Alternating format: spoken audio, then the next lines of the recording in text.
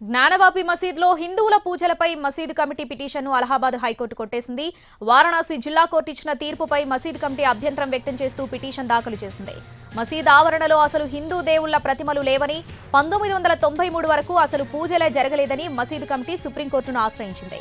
అయితే అలహాబాద్ హైకోర్టుకు వెళ్లాలని సుప్రీం సూచనతో మసీదు కమిటీ ఫిబ్రవరి 2న హైకోర్టులో పిటిషన్ దాఖలు చేసింది.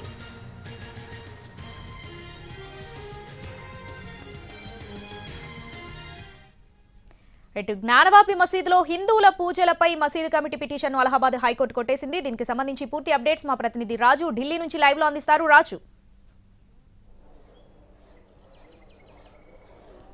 శ్రావణి, ఏదైతే అలహాబాద్ ఇచ్చినటువంటి తీర్పు, ఏదైతే హైకోర్టు ఇచ్చినటువంటి తీర్పు హిందువులకు భారీ ఊరట లభించిందని చెప్పుకోవచ్చు. ఏదైతే జ్ఞానవాపి మసీదులో హిందువులు పూజలు చేసుకోవచ్చు అని ఎప్పుడైతే జనవరి 31న ఇచ్చినటువంటి తీర్పుతో వెంటనే హిందువులు ప్రత్యేకంగా ఏదైతే జ్ఞానవాపి మసీదులో ఉన్నటువంటి సెల్లార్లో పూజలు ప్రారంభించారు. ఆ పూజలు కొనసాగుతూనే ఉన్నాయి. అయితే దాన్ని సవాలు చేస్తూ, అంటే వారణాసి జిల్లా కోర్టు ఇచ్చినటువంటి తీర్పును సవాలు చేస్తూ వెంటనే సుప్రీంకోర్టును ఆశ్రయించింది మసీదు కమిటీ. అయితే మసీదు కమిటీ ఈ విషయంలో హైకోర్టుకు వెళ్ళాలి, సుప్రీంకోర్టు దీనికి సంబంధించి విచారణ జరపలేదని చెప్పి సుప్రీంకోర్టు ధర్మాసనం స్పష్టం చేయడంతో తిరిగి వాళ్ళు హైకోర్టుకు వెళ్లారు. హైకోర్టులో ఇరువైపులా వాదనలు విన్నారు. అంటే అటు ప్రత్యేకంగా మసీదు కమిటీ చెప్తుంది ఒకటే, ఏదైతే 1993 వరకు ఇంతకీ ఈ మసీదు ప్రాంగణంలో హిందువులకు సంబంధించినటువంటి విగ్రహాలు లేవు, దానికి సంబంధించినటువంటి పూజలు కూడా జరగలేదని చెప్పి వాళ్ళు చెప్తూ వచ్చారు. కానీ ఇది చరిత్రలో ఏనాటిదో ఉంది. ఎప్పుడైతే అటు జరిగినటువంటి, అంటే గుళ్లపై జరిగినటువంటి దాడుల్లో భాగంగానే ఇక్కడ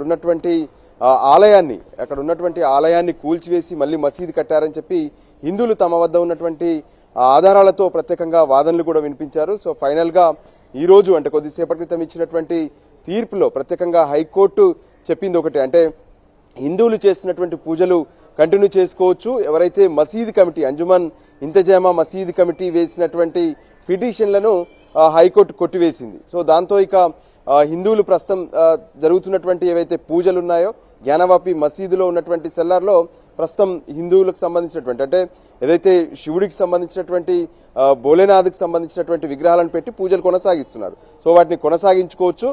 ముస్లింలు ఏదైతే వేసినటువంటి పిటిషన్లను ప్రత్యేకంగా హైకోర్టు కొట్టివేసింది.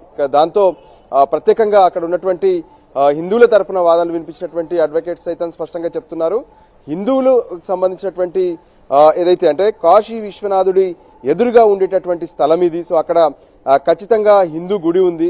కానీ ఆ తర్వాత జరిగినటువంటి దాడుల్లో ఆ గుడిని కూల్చివేసి అక్కడ ప్రత్యేకంగా మసీదు నిర్మాణం జరిగింది. సో అందుకోసమే తమ పోరాటంలో విజయం సాధించామని చెప్పి కూడా వాళ్ళు స్పష్టంగా చెప్తున్నారు.